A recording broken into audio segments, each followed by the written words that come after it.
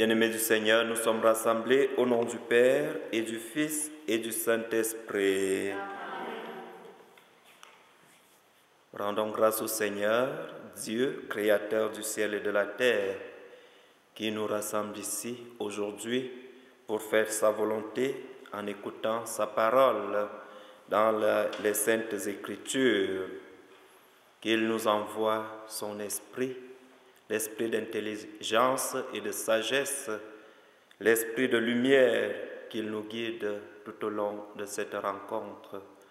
Nous le demandons par son Fils unique Jésus-Christ, notre Seigneur et notre Dieu, qui règne avec lui en l'unité du Saint-Esprit, maintenant et pour les siècles des siècles. Amen.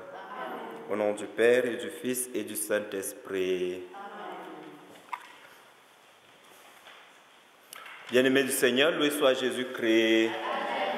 Alors, bienvenue à cette traditionnelle rencontre qui nous permet de revenir sur la parole de Dieu, de nous arrêter sur la parole de Dieu, qui est la parole de vie, qui nous permet de nous abreuver dans la source, la vraie source, et qui nous redonne les forces dans notre vie spirituelle au quotidien. Quand on s'est séparés au mois d'octobre, on avait médité sur le livre de la sagesse. Et je pense que du mois d'octobre jusqu'à présent, tout le monde a un peu grandi en sagesse. Alors, la sagesse, on est en quête tous les jours, hein? À chaque événement, à chaque situation, on se pose toujours la question, Seigneur, est-ce que je suis assez sage? Et nous lui demandons effectivement de nous donner la lumière, parce qu'on avait dit que la sagesse est aussi cette lumière qui nous vient de Dieu. C'est cet esprit de discernement, un peu comme Salomon avait demandé, un esprit de discernement face aux situations, face aux réalités de la vie, demander cet esprit de discernement, surtout pour faire des meilleurs choix. C'est pour cela qu'on demande l'esprit de discernement.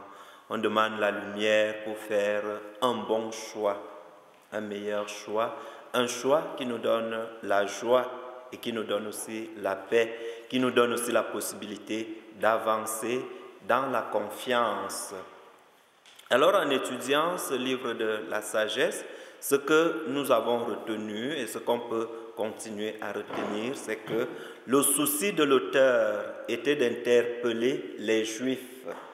Les Juifs, parce que la culture juive était menacée par la culture grecque.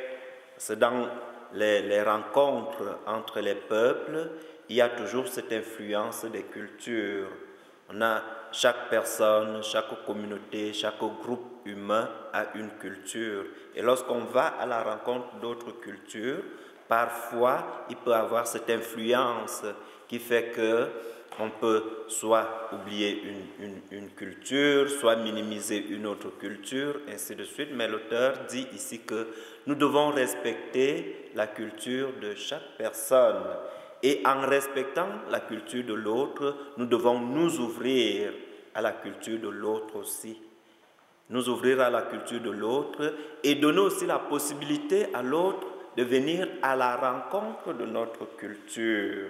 Alors ça devient un échange de culture, ça devient l'interculturalité. Et c'est là où on trouve la joie.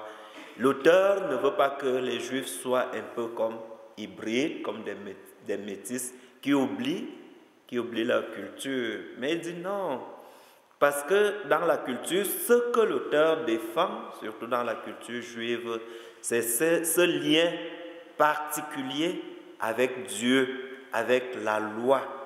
C'est ça que l'auteur veut défendre. Et il nous montre donc que la sagesse vient de Dieu. La sagesse nous donne d'être en contact avec Dieu, parce que Dieu est la sagesse par excellence. Et c'est lui qui nous donne aussi cette sagesse. Alors la sagesse devient donc l'art de bien conduire sa vie. L'art de bien se conduire dans la vie. Et l'art d'aider les autres à bien se conduire aussi dans la vie. Et l'auteur nous dit que la sagesse commence donc avec ce lien avec Dieu qu'il a appelé la crainte de Dieu, c'est-à-dire le respect de Dieu, l'amour de Dieu. Et c'est cet amour de Dieu que nous devons donc avoir et qui vient comme nourrir en nous une certaine sagesse. Alors l'auteur va faire l'éloge de la sagesse et il va même considérer la sagesse comme une personne. Il va personnifier la sagesse. Et il nous dit, cette sagesse, chaque jour, nous invite, nous adresse un appel à être fidèle à Dieu, à être fidèle aux autres, à être fidèle à nous-mêmes. Et dans cette sagesse aussi, lorsque des situations difficiles arrivent, c'est-à-dire des moments d'épreuve, comment est-ce que nous devons comprendre l'épreuve? Comment est-ce que nous devons comprendre la souffrance? Alors, la question que l'auteur pose dans le livre de la sagesse, cette question se pose aussi dans d'autres livres. Dans le livre de Job, dans le livre d'Isaïe, où on dit, pour la mentalité des contemporains de Job, la souffrance est la conséquence de nos fautes. La souffrance est la conséquence de notre mauvais comportement. Mais quand Job est pris dans la souffrance, il se pose lui-même la question, moi qui suis juste, moi qui ai toujours je suis toujours resté dans la fidélité à Dieu, à la loi, comment je peux justifier la souffrance qui me frappe aujourd'hui? Et c'est là où la réalité de la souffrance du juste va donc faire surface. Le juste peut aussi souffrir. Et comment donner une réponse à la souffrance du juste? Pourquoi le juste souffre? Et je me rappelle, au mois d'octobre, effectivement, on s'était penché sur cette question-là, en disant, si le juste souffre pour la purification, pour la perfection, alors Jésus, lui qui était Dieu, qui était fils de Dieu, pourquoi il a souffert? Alors, Jésus a souffert pour nous sauver, pour nous purifier, pour nous guérir, pour nous soulager. Jésus est venu porter nos souffrances sur lui, sur sa croix. Et aujourd'hui encore, il nous dit, vos fardeaux, venez me les donner. Je vais les rendre légers. Alors, c'est cette invitation qu'il nous adresse. Alors, être sage, c'est mener une vie de vertu, une vie d'écoute, une vie d'obéissance, une vie de fidélité à Dieu, fidélité aux autres et fidélité à nous-mêmes. Est-ce que vous êtes assez sage? Alors, est-ce que c'est beau? Est-ce qu'il y a des questions? Est-ce qu'il y a des questions d'approfondissement? En tout cas, on fait juste un résumé sur cette question du livre de la sagesse et puis on retient ce qui peut nous aider à grandir dans la foi. Oui, Madame Rosiane. Alors, la question de Madame Rosiane, c'est pourquoi le juste, comme être humain, souffre. Alors, le juste souffre pour sa propre perfection, sa propre purification et aussi pour la purification des autres. Parce que lorsque le juste comme personne humaine souffre, il peut offrir ses souffrances pour le salut des âmes, peut offrir ses souffrances pour le salut du monde, peut offrir ses souffrances pour le salut de sa famille. Alors le juste souffre pour qu'il ne se dérobe pas du chemin juste, pour qu'il reste dans l'humilité, dans la simplicité. Parce que la tentation qui peut guetter le juste aussi, c'est de tomber dans l'orgueil, de dire « Oh, moi je suis déjà saint, sainte, je n'ai plus rien. » Quand on regarde un peu, ces deux personnes qui montent au temple pour aller prier, l'autre qui s'estimait juste et qui n'a plus besoin de rien. Alors, le Seigneur veut parfois maintenir le juste dans un esprit de simplicité, d'humilité, et veut que ses souffrances contribuent pour le salut des autres, pour la purification des autres, pour sa propre purification aussi. Je ne sais pas si ça répond. D'accord. C'est beau? Autre chose? D'accord. Alors aujourd'hui, nous allons étudier un autre livre, le livre de l'Ecclésiastique.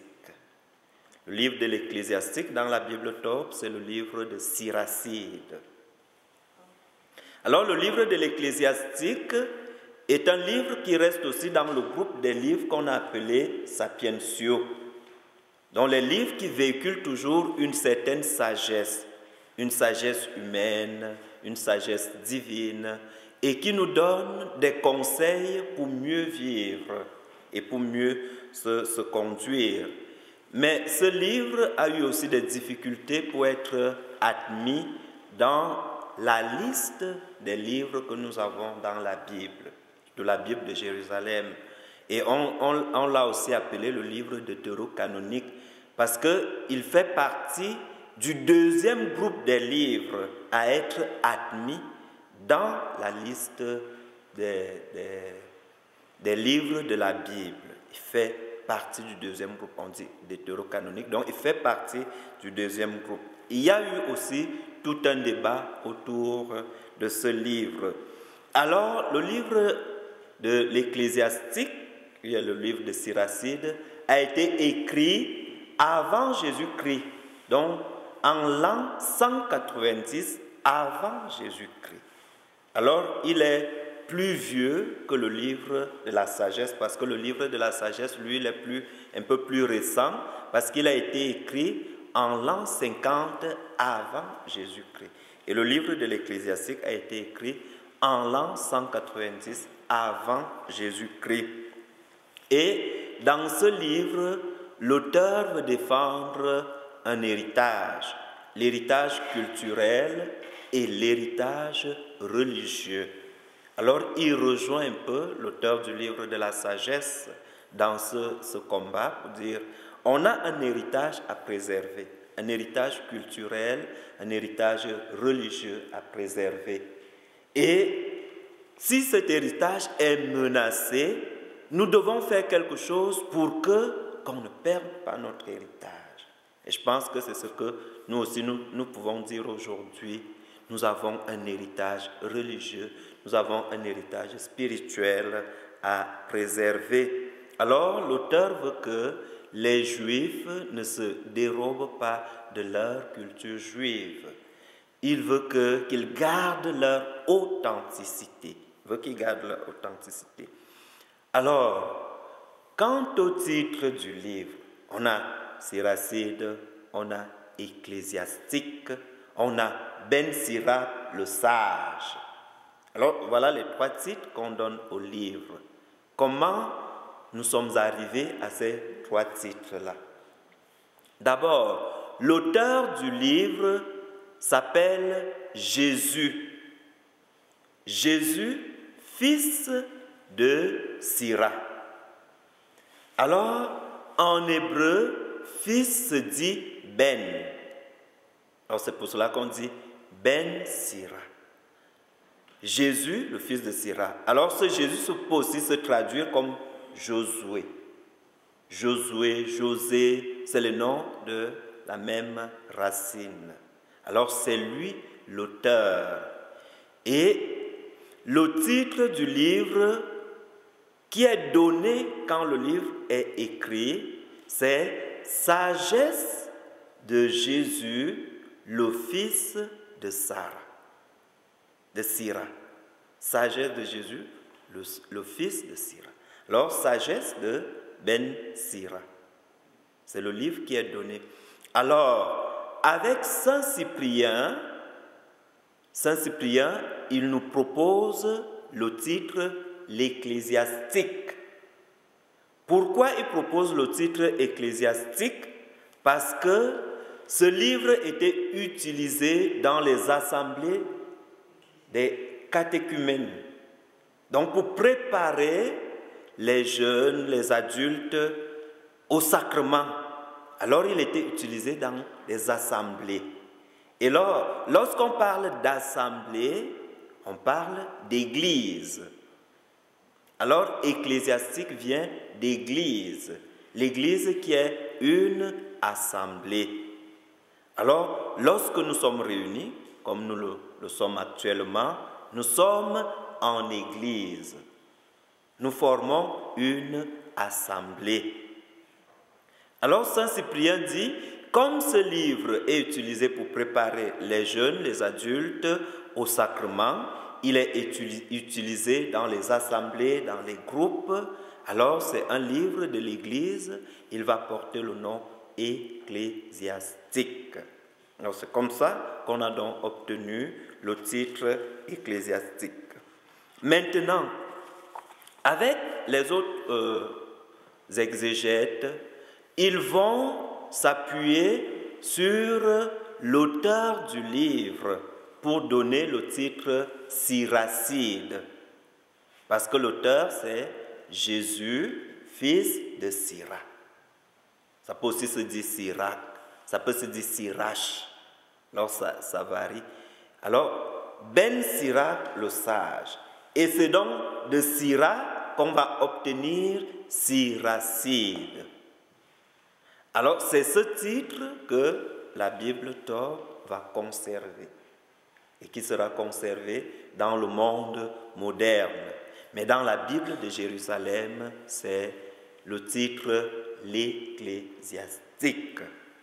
Alors, c'est comme ça qu'on a donc eu le titre du livre et l'évolution du titre, les 3 titres. Donc, si vous rencontrez, par exemple, dans un texte ecclésiastique, Siracide ou Ben Sirac le sage, sachez que c'est un même livre.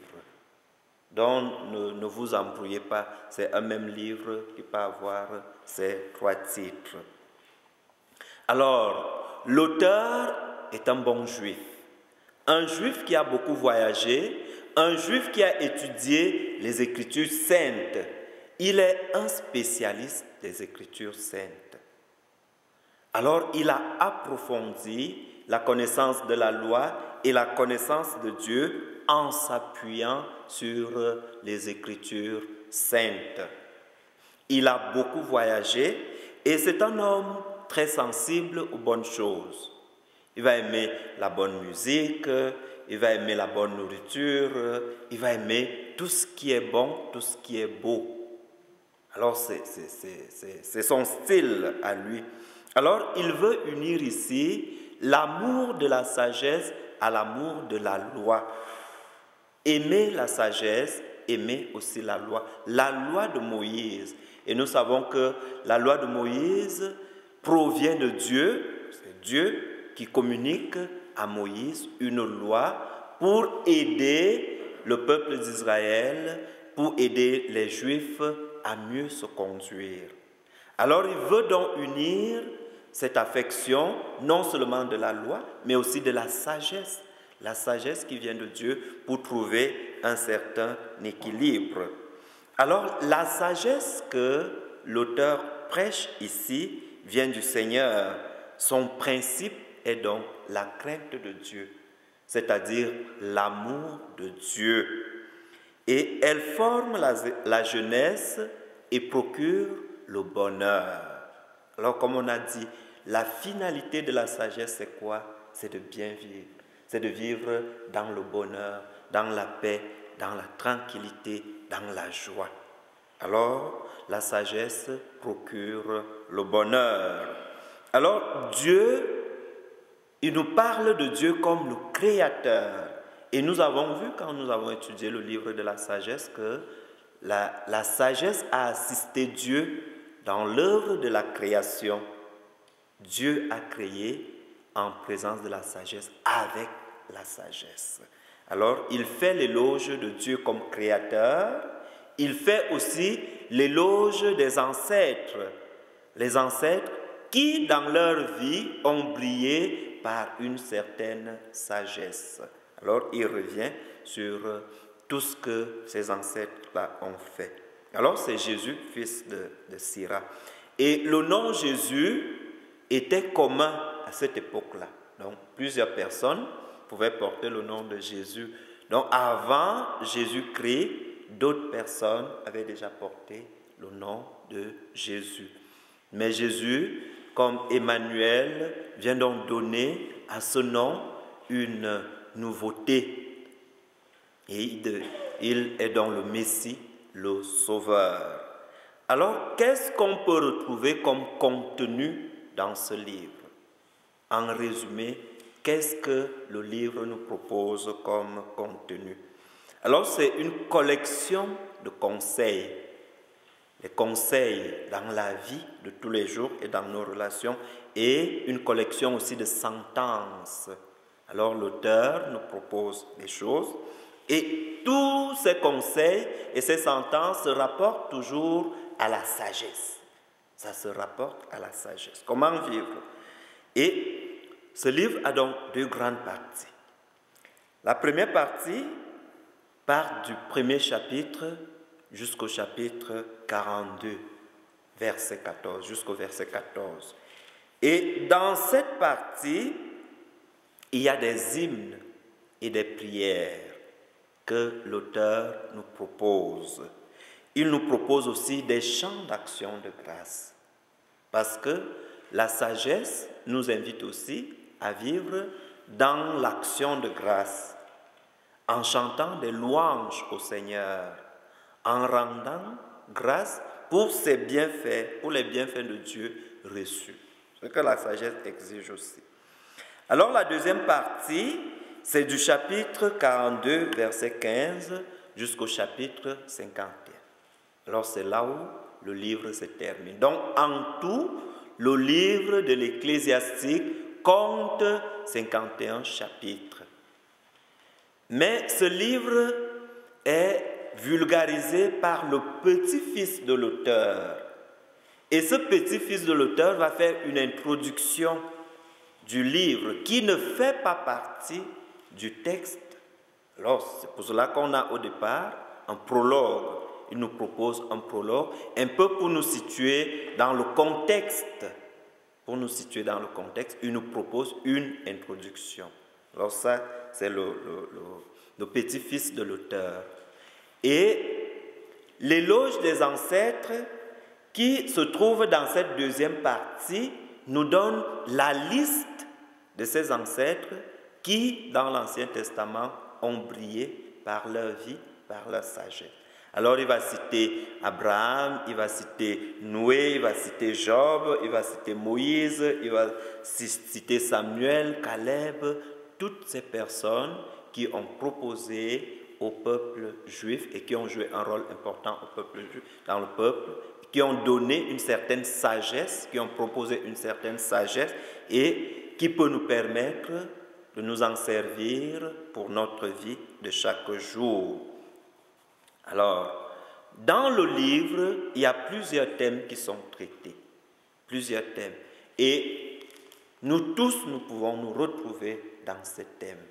Parce que c'est un livre vraiment pratique, c'est concret.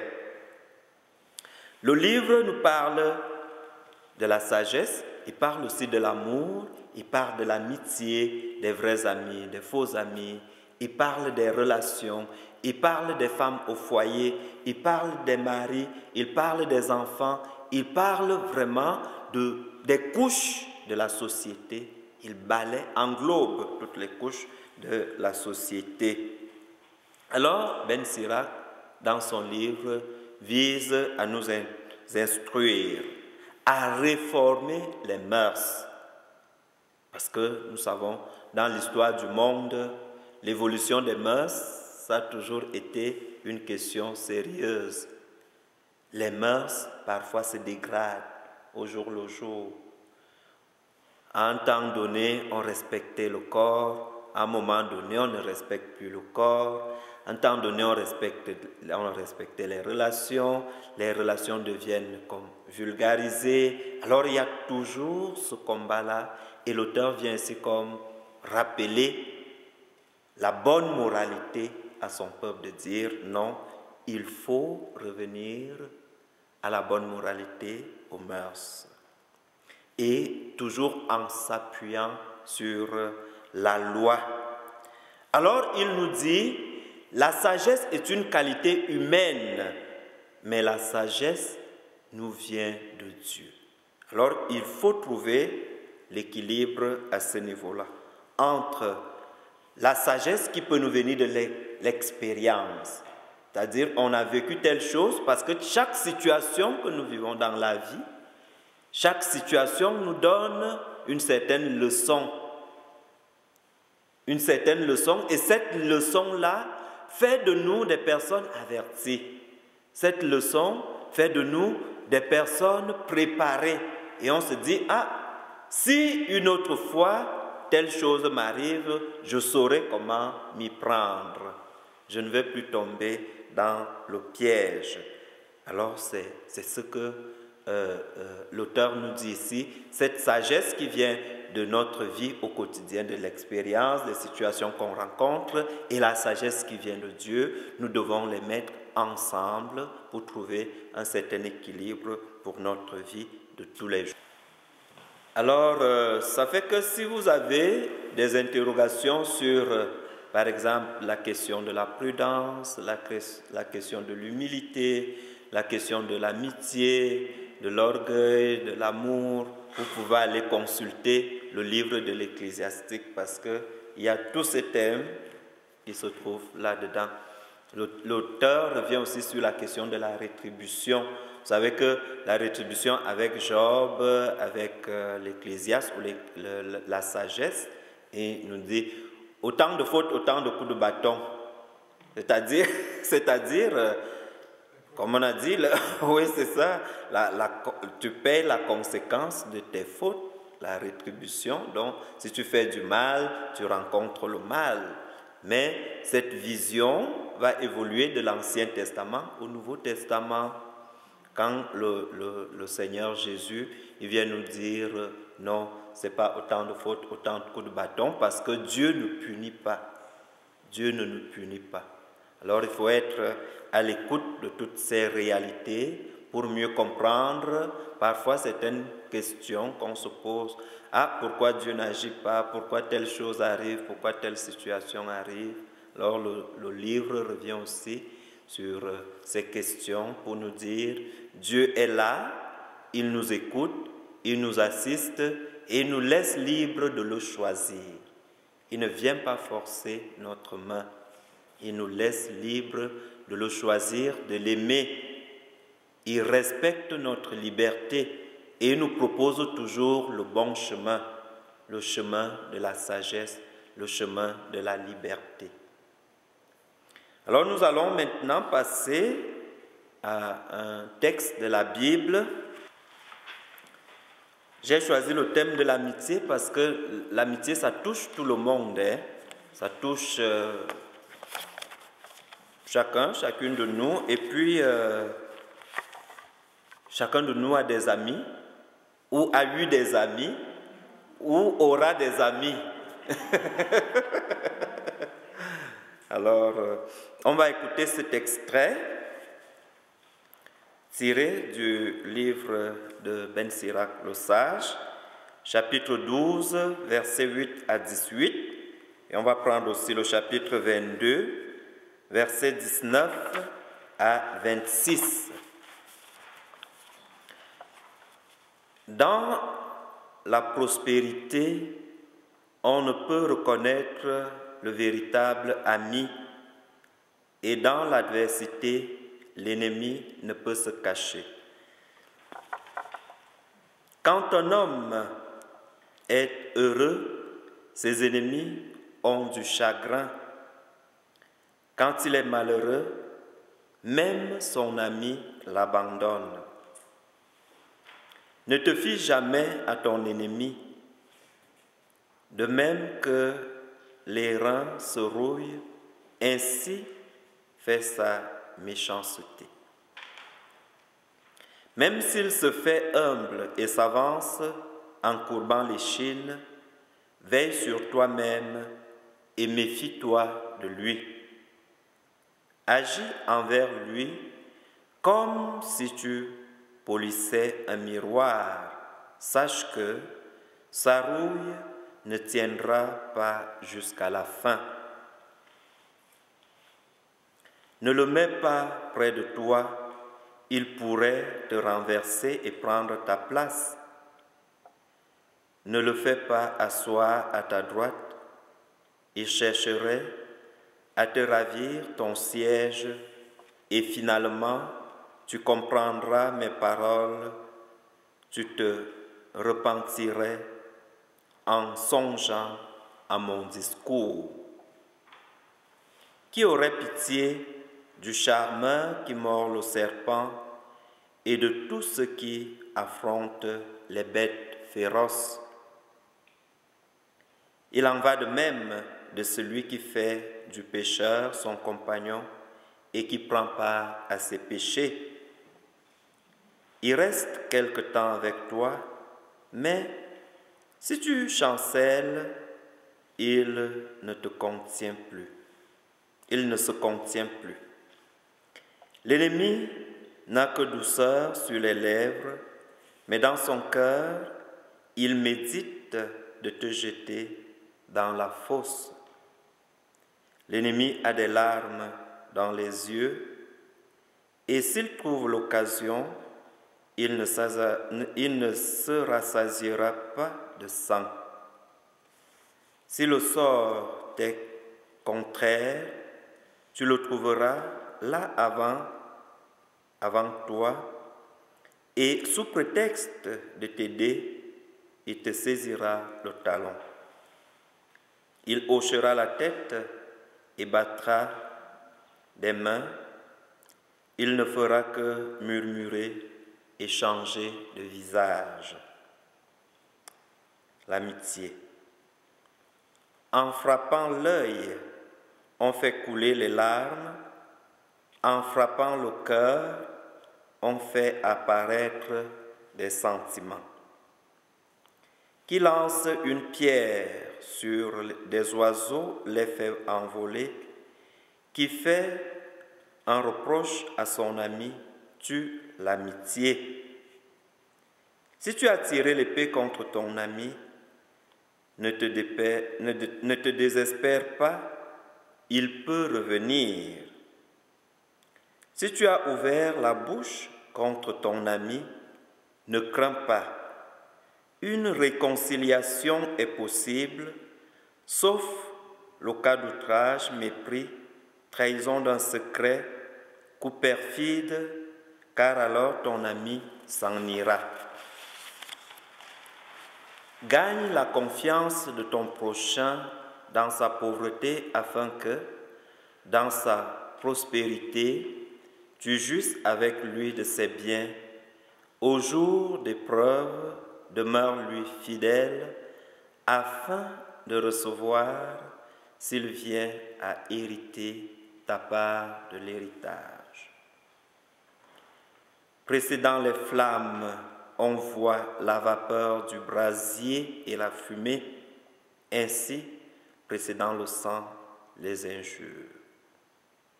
Je n'aurai pas honte de protéger un ami et de lui, je ne me cacherai pas. Et s'il m'arrive du mal par lui, tous ceux qui l'apprendront se garderont de lui. Parole du Seigneur. C'est ça la question de l'héritage. Alors on dit, gagne la confiance de ton prochain dans sa pauvreté afin que, dans sa prospérité, tu jouisses avec lui de ses biens. Au jour d'épreuve, demeure-lui fidèle afin de recevoir, s'il vient à hériter, ta part de l'héritage. Alors, est-ce que vous avez déjà suivi une parole qui dit « Nous avons galéré ensemble ». Galérer, la galère. Donc, nous avons connu la misère ensemble. Nous avons connu la famine ensemble.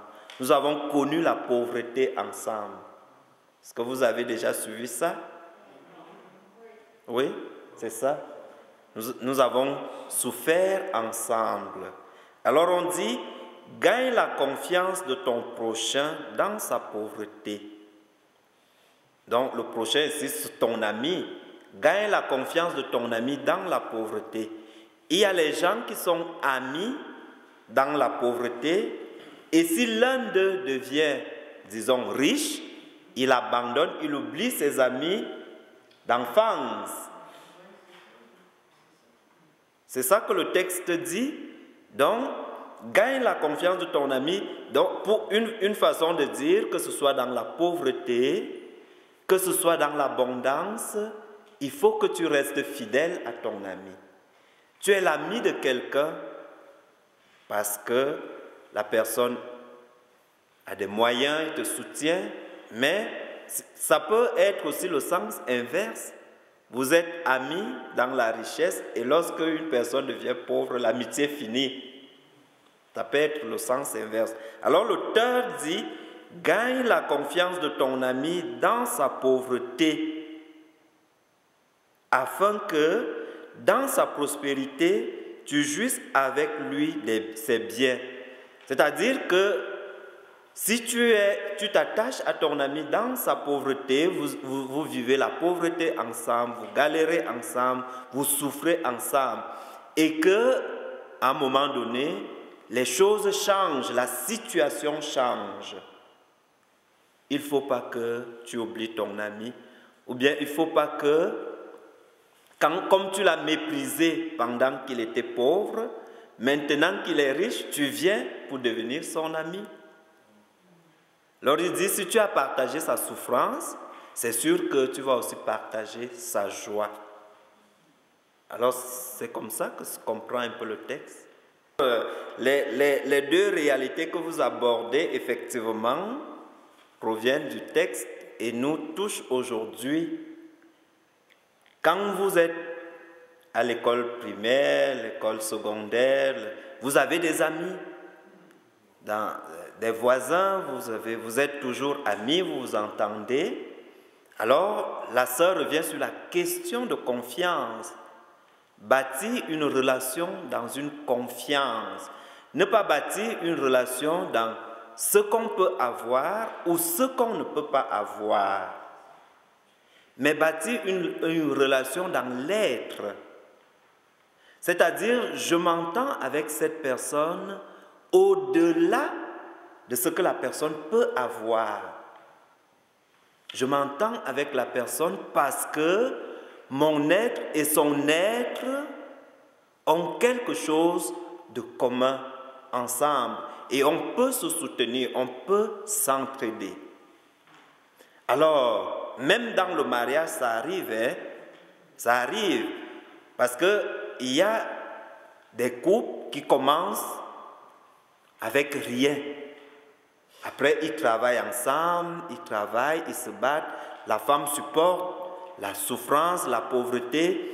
Mais à un moment donné, peut-être, l'homme a une promotion et commence à chercher d'autres femmes.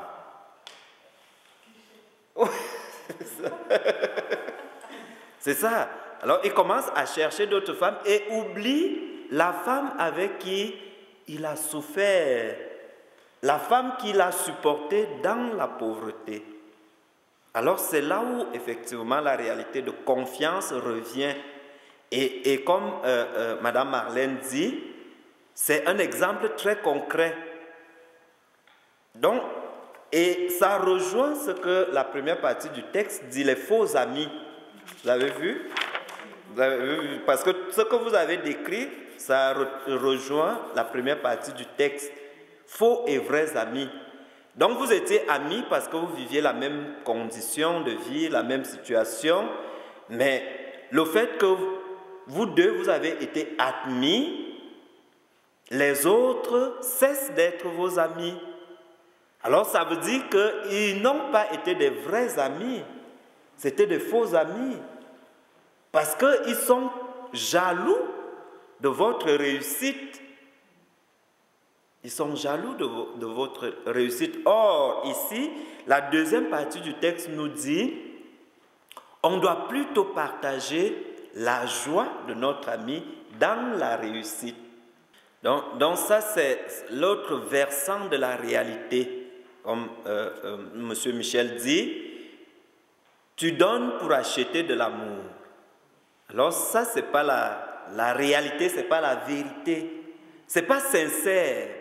Parce que l'amour ne s'achète pas. L'amour ne s'achète pas. Alors, il faut donner dans la gratuité. Il faut donner dans la simplicité.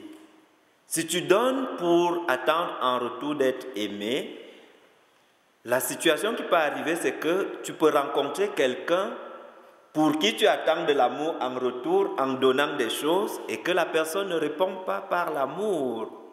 Et l'autre réalité aussi qu'il a souligné, c'est que quand quelqu'un est proche de toi, il t'aime parce qu'il attend que tu lui donnes quelque chose. Alors si une situation de manque arrive, que tu ne peux plus aider la personne t'abandonne. Ça veut dire que la personne est là pour l'intérêt. La personne est là parce que la personne reçoit quelque chose de toi. Alors, quand tu n'es plus capable de donner, l'amitié finit. Alors, ça rejoint aussi la première partie du texte, les faux amis. C'est pour cela, quand Madame Lucie a souligné la question de méfiance, c'est à ce niveau-là qu'intervient la réalité de méfiance. Beaucoup de méfiance. Et on va même voir que le livre des Proverbes nous invite à éprouver nos amis. Éprouver nos amis en vérifiant est-ce qu'il est là parce que je lui donne ou bien il est vraiment là parce que nous sommes amis. Et ce n'est pas difficile à vérifier. Alors la confiance, la loyauté dans l'amitié, ça c'est la base parce qu'il faut que l'amitié ait une fondation, comme une maison. Il faut que notre amitié ait une fondation et que notre amitié soit effectivement, comme vous dites, nourrie. Parce que l'amitié, ça s'entretient aussi. L'amour, ça s'entretient comme toute autre chose. Alors, si vous n'entretenez pas votre amitié, si vous n'entretenez pas votre amour, il y a aussi un danger qu'on s'oublie. Alors, ça part du cœur. Ça part du cœur, l'amitié. Et entretenir l'amour, ça ne veut pas dire donner des choses, forcément. Entretenir l'amour, entretenir l'amitié, c'est prendre aussi les nouvelles de l'autre. C'est conseiller l'autre. C'est être à l'écoute de l'autre. C'est être disponible pour l'autre quand l'autre a besoin de nous. C'est ça aussi, nourrir l'amitié, être une oreille attentive, donner un bon conseil, encourager l'autre. Comme dans notre monde aujourd'hui, on ne sait pas quelle est la vraie amitié, la fausse amitié. C'est pour cela qu'il faut évoluer donc avec cet esprit de sagesse qui nous permet d'éprouver l'amitié, de vérifier l'amitié, d'entretenir et de nourrir l'amitié. Alors tout ça entre en ligne de compte pour nous aider. Le temps est la mesure de l'amitié. Alors quelqu'un avait dit, le temps est l'autre nom de Dieu. Parce que dans toutes les situations, parfois on dit, laissons le temps, on verra. C'est ce que Jésus parfois donnait comme réponse à ses apôtres quand on venait lui dire, il y a quelqu'un là-bas qui chasse les esprits en ton nom, il n'est pas de notre groupe, ou quand les gens allaient se plaindre, laissez-le faire, qui n'est pas contre nous et pour nous. Et si ça vient de Dieu, ça va durer. C'est ce que le grand prêtre avait dit quand on est venu livrer Jésus.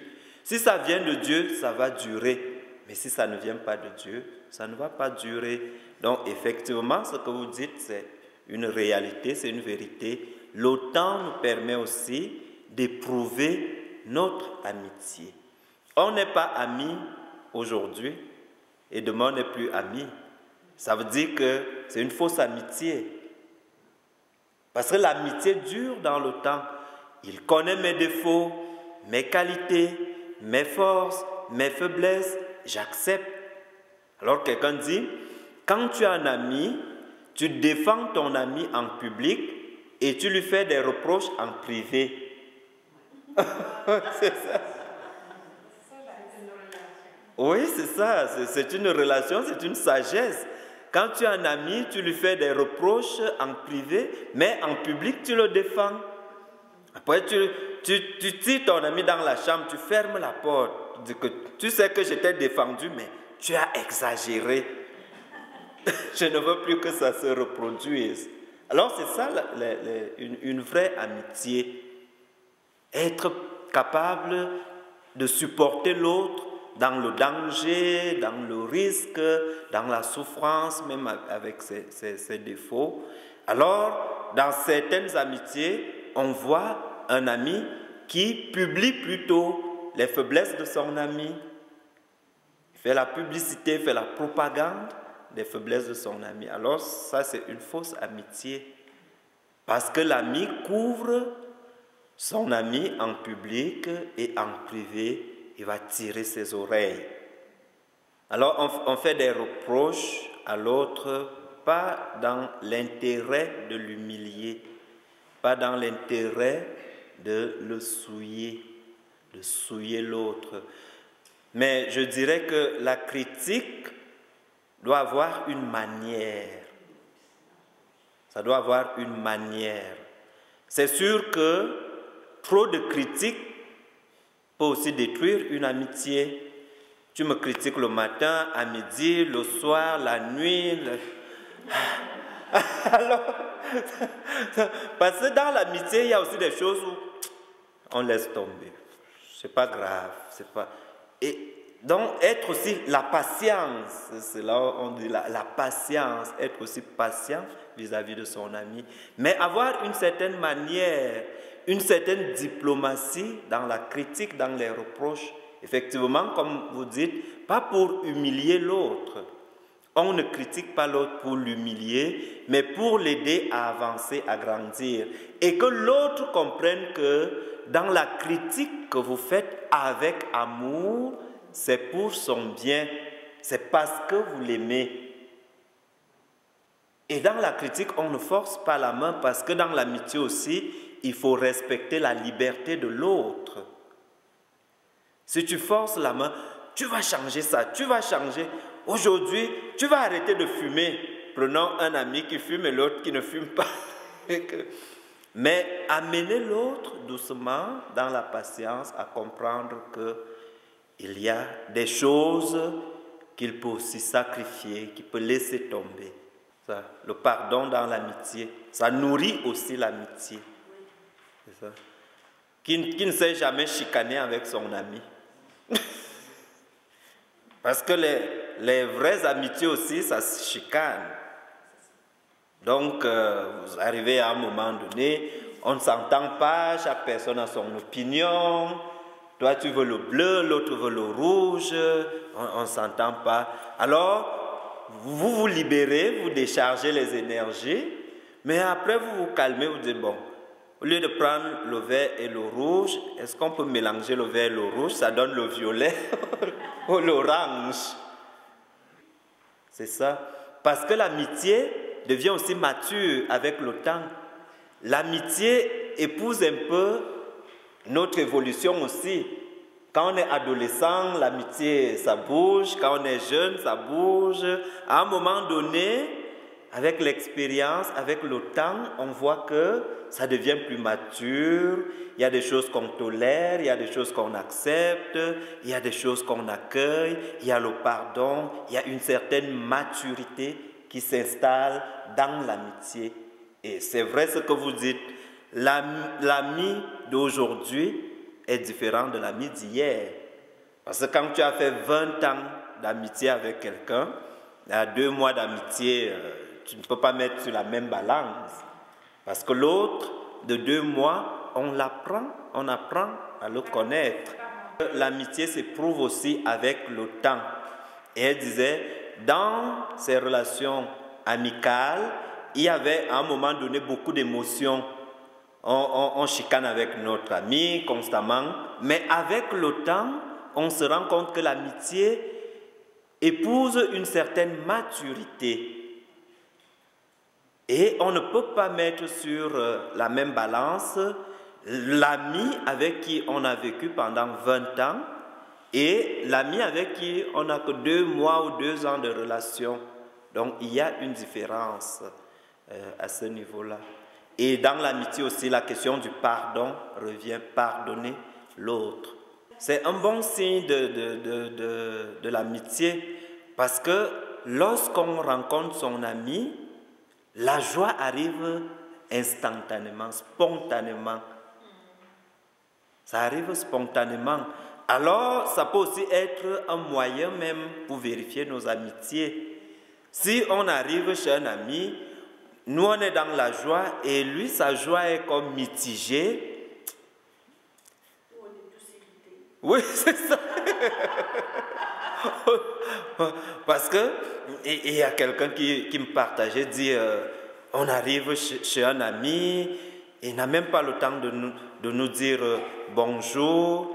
Il commence à nous dire, enlevez vos bottes, il caresse le chien. Il a plus le temps du chien que notre temps. C'est ça, il dit non, il ne faut pas toucher le verre sans gants, tu vas laisser tes empreintes sur le verre. Alors il y a des amitiés comme ça. C'est des relations sociales. Oui, c'est ça. Effectivement, c'est des relations sociales. Alors il y a une différence entre amitié et relations sociales. Alors, la question que Michel soulève, c'est l'amitié va jusqu'à la mort. Si ton ami est malade, s'il est souffrant, même si ton ami meurt, comment, moi comme ami, qu'est-ce que je fais? Comment j'agis? Comment je me comporte face à cette réalité de fragilité-là, de faiblesse? C'est un peu comme on disait tout à l'heure, ça peut être, on est amis parce que tu me fais du bien matériellement, mais on est aussi amis parce que tu as toutes tes forces. Dès que tes forces te lâchent, dès que tu tombes malade, dès que tu deviens comme indépendant, l'amitié finit, on t'abandonne. Mais les vrais amis se reconnaissent en tout moment, dans la fragilité, dans la faiblesse. Et il prend l'exemple de l'appel. Ça fait longtemps qu'on ne t'a pas vu, qu'est-ce qui se passe? Est-ce que tu es malade? Est-ce que tu as des problèmes? Qu'est-ce qui se passe?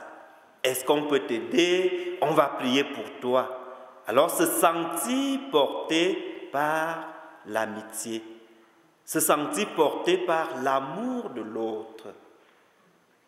Parce que si on oublie son ami, si on ne pense pas à son ami, alors l'amitié n'est plus nourrie. Ce qu'on vient de dire tantôt, nourrir l'amitié. Nourrir l'amitié en vérifiant, est-ce que ça va? Mais en même temps aussi, il peut arriver que les deux amis, ça ne va pas. Et personne n'appelle l'autre. L'autre dit, ah, ça ne va pas chez moi, il ne m'appelle pas, il m'a oublié. L'autre aussi dit de son côté, ah, ça ne va pas bien et il ne m'appelle pas. Alors chacun attend que l'autre l'appelle. Parfois ça arrive, hein, dans l'amitié parce que ça fait comme un petit orgueil qui vient. L'autre attend qu'on appelle, l'autre attend qu'on l'appelle. Alors, donc dans l'amitié aussi, il faut être humble. Il faut se dire, bon, parce que dans certaines amitiés, tu vas entendre, c'est toujours moi qui fais le premier pas. C'est toujours moi qui appelle. C'est toujours moi. C'est toujours moi. Parfois, ça arrive dans les amitiés. Alors, il faut chercher l'équilibre. J'aurais dit que c'est une bénédiction d'avoir des amis.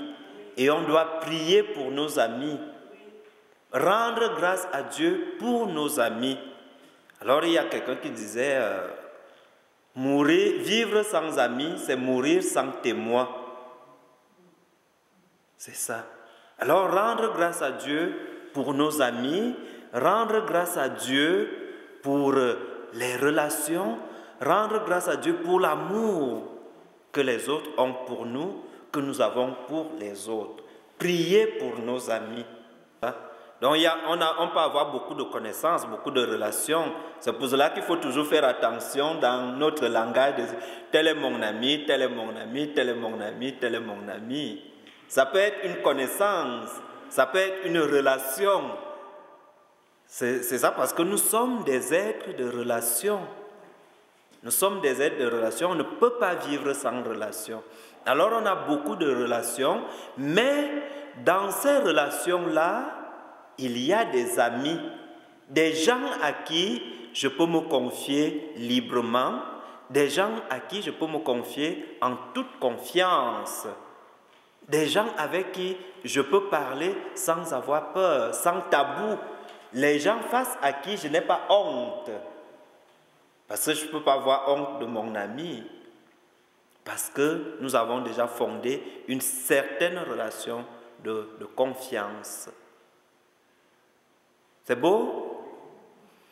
Alors, grand merci pour ce partage, pour ces échanges, et je vous invite à continuer à réfléchir, à méditer ce texte, à nourrir notre amitié et à reconnaître que l'amitié est une valeur précieuse pour chacun et chacune de nous.